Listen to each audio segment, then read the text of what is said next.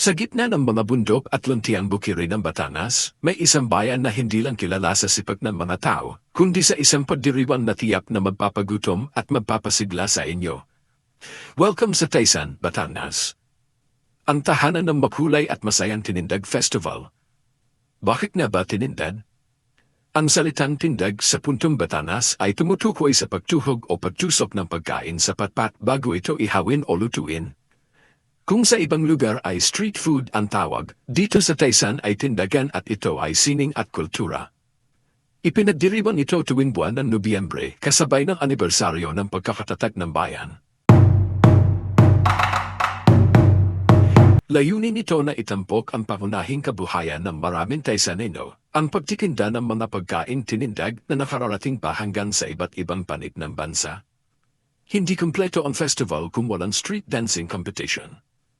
Dito, makikita niyo ang mga kabataan Taysaneno na suot ang mga costume na gawa sa recycled materials at mga props na sumisimbolo sa industriya ng pagtitinda. Narito ang isang alamat ng Taysan, Batangas at kung saan nga ba nagsimula ang Tinindag Festival. Noong unang panahon, bago pa man makilala ang bayan ng Taysan, ang lugar na ito ay isang payap na pamayanan na napapaligiran ng luntiang kabubatan at matitibay na kawayan. Ang mga tao rito ay masisipag, magkakapit-bisig at namumuhay ng simple. Ang pangunahing ikinabubuhay nila ay ang pagtatanim ng saging at ang paggawa ng mga gamit mula sa kawayan. Isang tag-init, dumating ang matinding taggutom sa kanilang lugar. Natuyo ang mga pananim at nagkasakit ang mga alagang hayop. Halos mawalan na ng pag-asa ang mga tao. Isang gabi, nanalangin ang isang matandang babae na kilala sa bayan bilang mapagkalina at matalino. Sa kanyang panaginip, nagpakita ang isang diwata ng kagubatan at sinabi, "Ang sagot sa inyong problema ay nasa mga kawayan at saging na matagal niyong inaalagaan." Kinabukasan, ibinahagi ng matanda ang kanyang panaginip. Naisipan ng mga tao na gumamit ng kawayan bilang pantuhob at ihawin ang mga hinog na saging upang ipamahagi sa buong baryo. Nang gawin nila ito, napansin nilang ang simpleng pagkain ay nagbigay lakas at saya sa lahat. Muling bumalik ang sigla ng pamayanan. Dahil sa tuwa, sabay-sabay nilang itinahas ang mga kawayan na may tusok na saging at nagsayawan. Sa bawat pag-indak ng kawayan, tila may himig ang hangin na siyang pinagmulan ng salitang tinindad. Mula noon, tinawag ang lugar na Taysan, hango sa salitang taasayaw, bilang pag-alala sa pagtaas ng kanilang pag-asa at pagkakaisa. Taon-taon, ipinagdiriwan ng mga taga-Taysan ang Tinindag Festival, isang makulay na pagdiriwan ng pasasalamat gamit ang kawayan at inihaw na saging bilang alaala sa alamat na nagligtas sa kanilang bayan. At hanggang ngayon, sa bawat tunog ng kawayan at amoy ng inihaw na saging, buhay na buhay ang alamat ng Taysan, Batangas. Isang paalala na sa pagkakaisa at simpleng biyaya ng kalikasan, may pag-asang muling sisibol. Ngunit linid sa kaalaman ng mga taga-Taysan, may kapalit ang biyayang ibinigay ng diwata ng kagubatan. Sa bawat Tinindag Festival na kanilang ipinagdiriwang, may isang patakaran na mahigpit na ipinagbili ng matandang babae bago siya mamatay. Huwag na huwag niyong ititigil ang pagdiriwang. At huwag niyong sisirain ang makakawayan ng gubat sapagkat doon nananahan ang bantay. Sa paglipas ng maraming taon, nakalimot ang mga tao. Dumami ang turista, umunlad ang bayan, at ang mga kawayan ay unti-unting pinuputol para gawing gusali at kalsada. Isang taon, dahil sa bagyo, nakansela ang Tinindag Festival. Noong gabi niyon, may mga nakarinig ng kakaibang tunog sa kagubatan.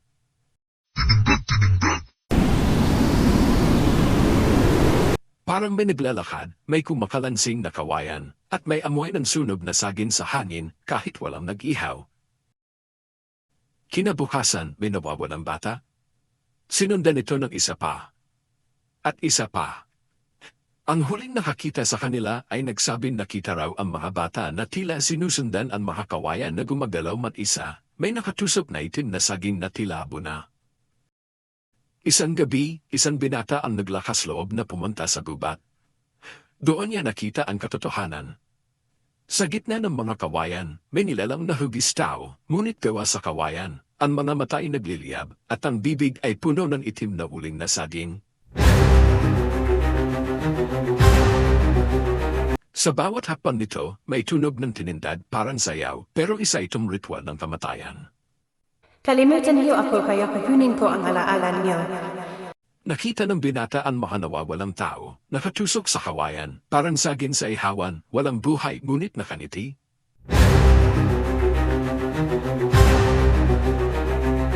Kinabukasan, natagpuan ang binata sa plaza ng Taysan. Buhay pa siya, ngunit hindi na siya nagsasalita. Sa kanyang kamay ay may hawak na kawayan na may tusok na sunog na saging. Mula noon, ibinalik ang Tinindag Festival, mas ingrande, mas mainday, mas masaya. Ngunit sinasabi ng matatanda, Hindi ito patiliwan ng pasasalamat.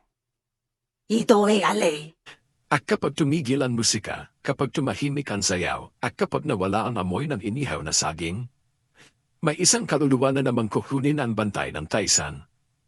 Hando na yon, kapag gabi ng festival at tahimik ang paligid, makakarinig ka ng bulong mula sa kawayan.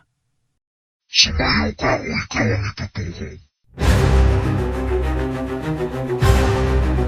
Sa kabila ng takot at mga misteryosong pagkawala, may isang dalagang taga-Taysan na nagnangalang Amaya. Apo siya ng matandang babaeng unang nakausap ng diwata. Hindi siya naniniwalang para sa kamatayan ang Tinindag Festival. Alam niyang may mas malalim na dahilan ng alamat. Isang gabi bago ang pista, pumasok si Amaya sa gubat, dala ang kawayan at hinog na saging, hindi para ialay, kundi para magpasalamat at humingi ng tawad dahil sa pagkasira ng kaligsasan. Sa gitna ng mga gumagalaw na kawayan, muling nagpakita ang nilalang. Ngunit sa unang pagkakataon, hindi siya sumayaw. Sa halip, inilapag niya ang kawayan sa lupa at nagsalita. Sinira niyo ang kalikasan. Pinagtayuan niyo ng malalaking busan. Sinira niyo at hindi na kayo nagtanim ng mga kawayan. Humihingi ako ng tawad sa nagawa ng aking kababayan. Gagawa ako ng paraan upang maibalik sa dati. Lumitaw ang isang diwata, hindi nagalit kundi sugatan at namihina. Ipinaliwanag niya na ang bantay ng kawayan ay hindi halimaw, kundi tagapahalaga ng kalikasan. Naging mabangis lamang ito dahil ang sinira niyo ang kanyang tahanan. Sa gitna ng pista kinabukasan, nagtanim ng mga kawayan at mga taga-Taysan, nagtanim din sila ng mga saging. Itinigil ang mga pagkalbo ng mga bundo. Bumalik sa dati ang Taysan. Madaming kawayan at madaming saging. Biglang lumabas ang diwata na ngayon ay malakas at masaya. Bago tuluyang maglaho, iniwan ng diwata ang kanyang huling mensahe. Handa't may paggalan sa kalikasan, hindi kailanman magiging sumpa ang tradisyon. Mula noon, ipinagdiriwang pa rin ang Tinindag Festival, ngunit may bagong simula. May bahagi ng pista na tahimik para sa kalikasan. May bahagi na masaya para sa bayan. At sa Taysan, Batangas, kapag narinig mo ang tunog ng kawayan sa hangin, hindi na ito bulong ng banta, kundi paalala. Ang tunay na tradisyon ay hindi kinatatakutan, kundi inaalagaan.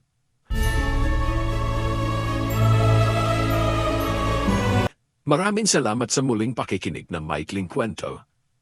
Kung gusto mo pang makinig ng iba't ibang kwento, bisitahin ang playlist ng Pinoy Horror Movie sa aking YouTube channel. At huwag kalimutang i-subscribe ang Jonas Mini Vlog para updated ka sa bawat kwento.